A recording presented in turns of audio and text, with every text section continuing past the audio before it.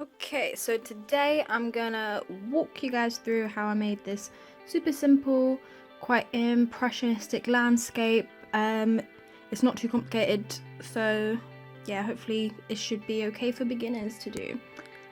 So if you want to see how I painted this, then stick around. Hi, you alright guys? How's it going? I'm pretty new at making tutorials, so hopefully I'll try to make this as clear as possible, but just bear with me. First of all, you're going to need some decent paper, ideally watercolour paper that is at least, say, £120, and to avoid that paper buckling, you're going to want to tape it down. It'd be a lot easier to do this if I was working on a sheet of paper, but I'm in my sketchbook, so it makes it a lot harder. It is way easier if you want to just tape the paper to a board or some sort of like inflexible flat surface. I have a wooden drawing board that I usually use when I use sheets of paper. I did try my best to tape the paper down all four sides and kind of to tape it to the sketchbook so it would buckle the least amount possible. I struggled a bit, as you can probably see, but yeah, taping it down is probably the best thing to do to stop it from creating puddles and stuff. I'm just using regular masking tape. You can get painter's tape, you can get washi tape, but yeah, pretty much any kind of masking or painter's tape will do the job pretty well. You're going to need your watercolours, watercolour brushes, and a water jug, or I'm using an old jar, but yeah, you're going to need those. And you want to wet your paper thoroughly, but you don't want it to be soaking wet, just a thin layer of water over the whole surface. I then went in with a light wash of blue. I thought it would be fine to use blue over the whole thing because there's going to be a lot of blue in the ground anyway. And then just picking up a more saturated, less diluted blue, it was the same colour, I just kind of lightly sweep the brush over to kind of create streaks, and then like kind of dabbed it a little bit to give it some texture. Just lightly dabbed the paintbrush on there to just put some texture into the sky. A useful trick that I use a lot is to get a clean brush. You want it to be slightly damp but not wet. I usually just rinse my brush and then wipe it on a bit of tissue, and then you can pick up some colour and it will go back to pretty much the white of the paper, and then that's a really good method to create clouds. I just use that sweeping motion again because I wanted to create quite like just thin wispy clouds, so yeah, that's a pretty useful technique. And then I just added a little bit even more darker blue and just kind of swept it over again to add a bit of dimension to the sky. I went in with a wash of earthy green on the bottom half of the paper. What you don't want to do is go in with like a really bright fluorescent green, which I think a lot of people do when they first start out. They think grass is green, just put like a bright green on there.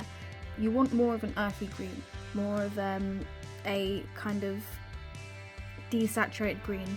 So what I did here was I got a green from my watercolour palette, and then I mixed it with yellow ochre, and it kind of brings that down to a more realistic colour. I then went in with a slightly darker green and just swept that over in some of the areas where I wanted to give the illusion of like trees or hills or whatever, and because we're working wet on wet, it all blends together quite nicely. It's not too sharp, so it looks like you're looking at it from a distance.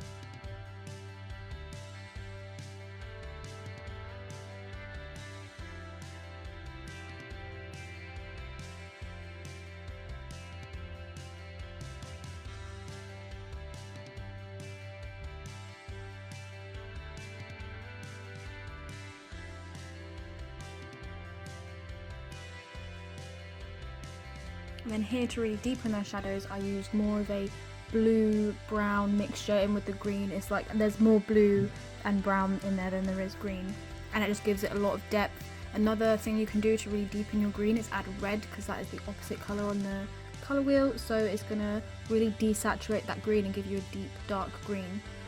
So as I'm adding more layers and more colours, I'm really going more with the blues and the greys, to kind of get that depth. When things are further away as well, they're going to look more blue. When things are in shadow, they look more blue. They don't look very green or like any of the other colours. It's going to be more desaturated, and when things are more blue, they look more grey. So the paper had kind of dried at this point, so it wasn't blending as well. So what I did later is just get a wet brush and blend those colours out with not a wet brush, a slightly damp brush, and just kind of gently tugged at the edges of where the colour was to kind of bleed it into the other one.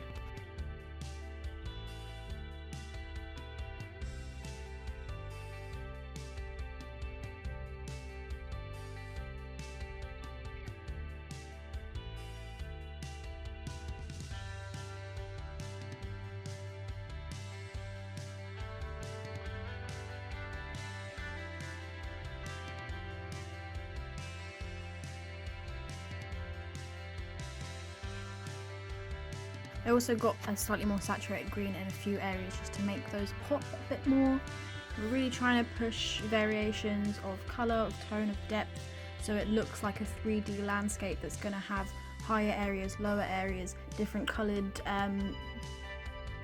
botanicals, whatever. And then I'm using a kind of greyish blue that is a little bit darker than the background to add in a mountain, and I'm using a very light wash, so it kind of looks like it's very far in the distance. Like I said, things get bluer and like darker and like more desaturated in the distance, and I was really aiming for kind of like a little bit of a misty scene, a little bit of a almost dreary day on the moors or whatever.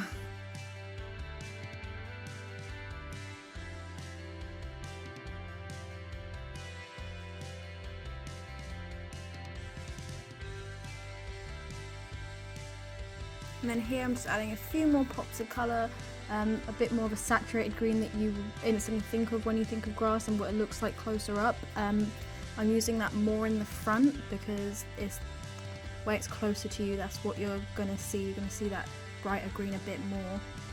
And also adding some kind of like a yellow ochre. I also put a bit of burnt sienna in to kind of pop around, because you do see those colours a lot in landscapes.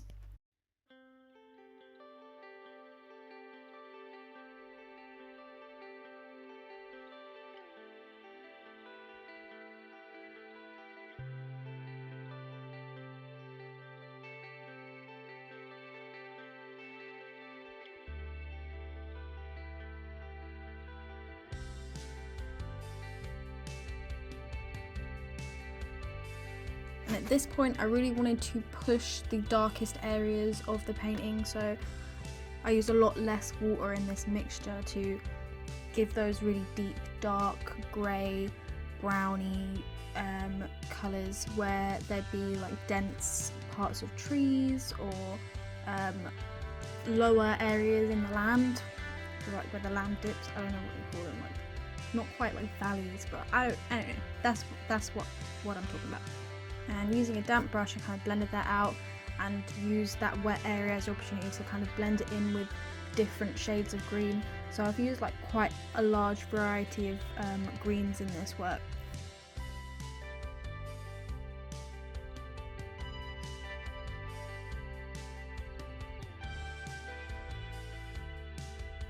And then because things are darker and blue in the background, I did a kind of little wash of blue, grey in the background to kind of push that effect more.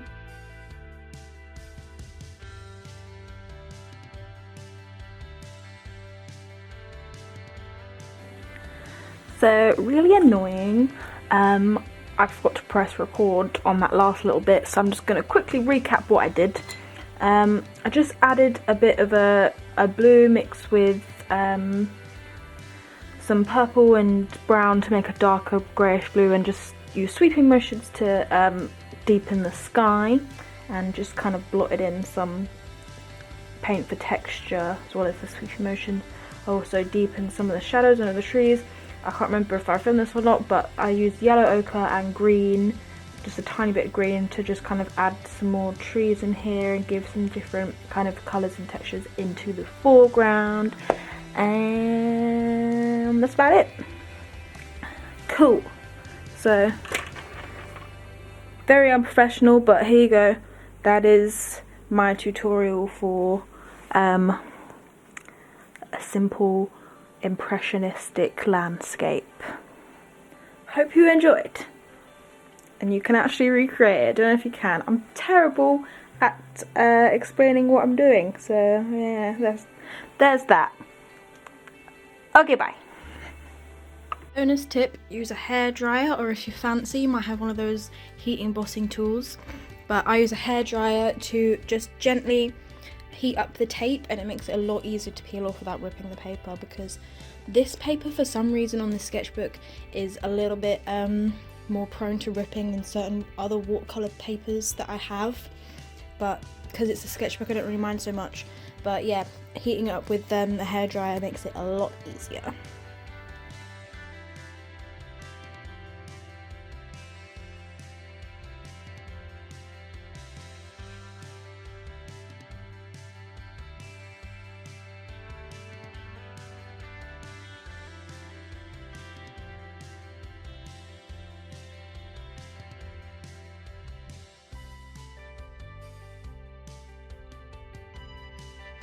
Oh, yeah, look at them crisp lines.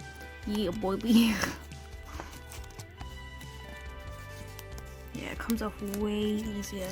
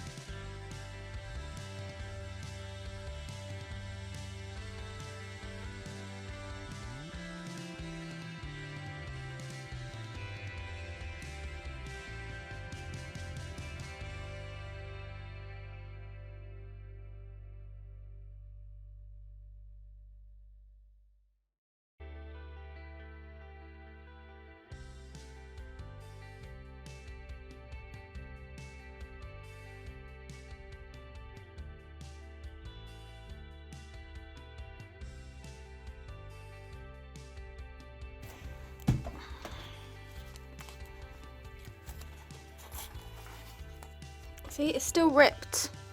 Still ripped. Ah! Oh, it's actually ripping the painting now. No! God damn it.